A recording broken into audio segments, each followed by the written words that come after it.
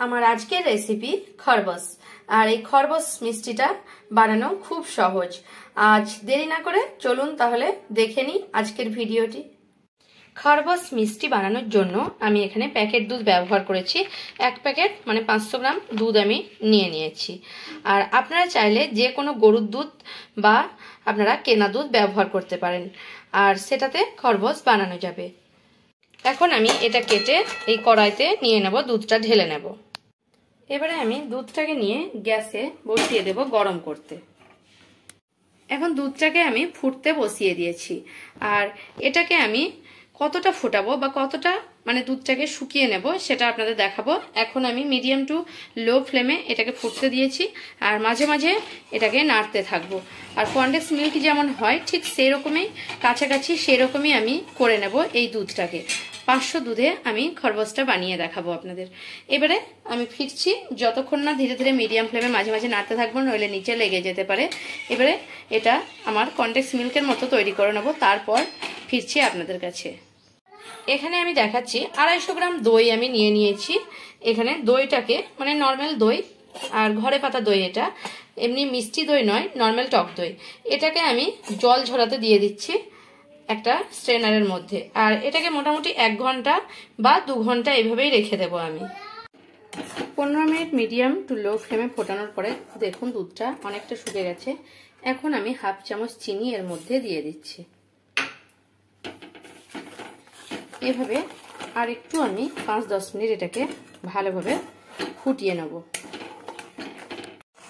চিনিটা দেওয়ার পরে একটু জল বেরোবে, কিন্তু এটাকেও আমার শুকিয়ে নিতে হবে। এবারে কিন্তু আমার এটা তৈরি হয়ে গেছে। এবারে দেখুন খুন্তির মধ্যে এইভাবে লেগে আসছে, ঠিক এই অবস্থায় আমার তৈরি হয়ে গেছে। এখন আমি গ্যাসের ফ্লেমটা বন্ধ করে এটাকে একটু ঠান্ডা করে নেব। এখন দুধটা যে শুকিয়ে নিয়েছিলাম এটা কিন্তু পুরো ঠান্ডা হয়ে গেছে।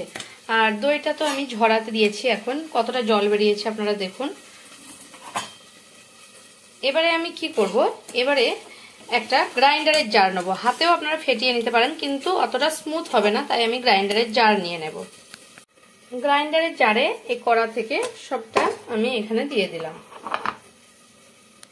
এবারে এর মধ্যে যে দইটা আমি একদম জল ঝরিয়ে নিয়েছি পুরো, আর সেই দইটা আমি এর মধ্যে দিয়ে দিচ্ছি, পুরোটা দিয়ে দিচ্ছি। এখানে আমি মানে জল ঝরিয়ে আমার মোটামুটি এটা যত দই নিয়েছিলাম তার থেকে কমে গেছে একটু, কারণ জলটা ঝরে গেছে।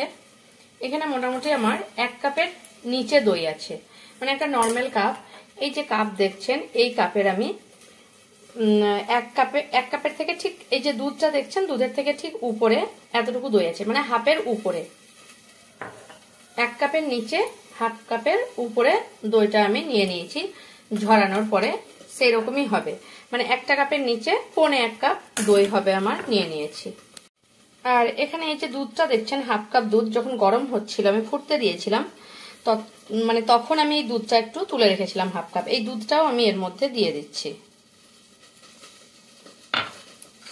আর দিয়ে দেবো এর মধ্যে 2 চামচ, মানে এইরকমই নর্মাল চামচের 2 চামচ কর্নফ্লোর। এই কর্নফ্লোরটা আমি 2 চামচ এর মধ্যে দিয়ে দেব।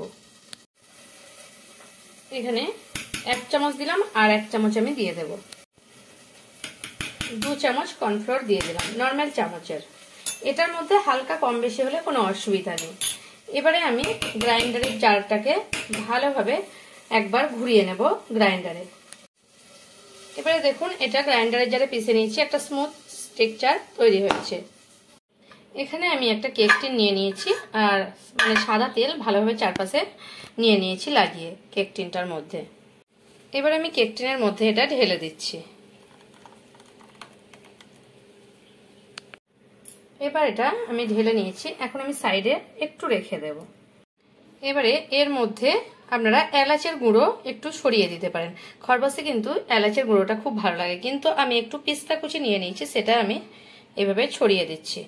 হালকা একটু 2-3টে পিস্তাকে এইভাবে কুচিয়ে নিয়েছি। এখানে একটা কড়া বসিয়ে দিয়েছি, কড়ার মধ্যে জল দিয়ে দিয়েছি, আর জলটা আমার ফুটতে শুরু হয়ে গেছে। এখানে রিং রেখে দিয়েছি। এবারে মিষ্টির এটাকে আমি এই রিং এর উপরে রেখে দিচ্ছি। এবারে রিঙে রেখে দেওয়ার পরে এটাকে আমি ঢাকা দিয়ে দেব। এখন আমি একটা বড় উঁচু ডেচকি, যাতে করে লেগে না যায় সেরকম ঢাকা দিয়ে দিলাম। আর মিডিয়াম ফ্লেমে রেখে এটাকে আমি 20 থেকে 25 মিনিট এভাবে স্টিম করে নেব। আর 20 থেকে 25 মিনিট পরে একটা ছুরির সাহায্যে দেখে নেব সেটা হয়েছে কিনা। এবারে 20 থেকে 25 মিনিট পরে ফিরছি আপনাদের কাছে। এখন আমার 25 মিনিট হয়ে গেছে, দেখুন গ্যাসটা আমি এখন এই মুহূর্তে অফ করলাম। এবারে আপনাদের খুলে দেখাচ্ছি খরবসটা হয়েছে কিনা। এবারে দেখুন একটা ছুরির সাহায্যে এভাবে দেখব খরবসটা হয়েছে কিনা। ছুরিটা ক্লিন বেরোচ্ছে, যেমন ভাবে কেক দেখি আমরা সেভাবেই দেখব। এবারে এটাকে নামিয়ে নেব। খরবসটা কিন্তু আমার হয়ে গেছে। এবারে নামিয়ে নিলাম। নামিয়ে নিয়ে এটা ঠান্ডা করতে দেব। একটু ঠান্ডা হলে 1-2 ঘন্টা ফ্রিজে সেট হতে দেব, তারপর আমি ফিরছি আপনাদের কাছে। আর এই খরবসটা কিন্তু ঠান্ডা খেতেই ভালো লাগে, তাই এটা ঠান্ডা হওয়ার পর ফ্রিজে 1-2 ঘন্টা পর ফ্রিজে 1-2 ঘন্টা রেখে দেবো, তারপর আপনাদের কেটে দেখাবো। 1 ঘন্টা পর ফ্রিজ থেকে বের করে নিয়েছি। এখন এটা আমি এখন কেটে দেখাবো কতটা সুন্দর হয়েছে আমার।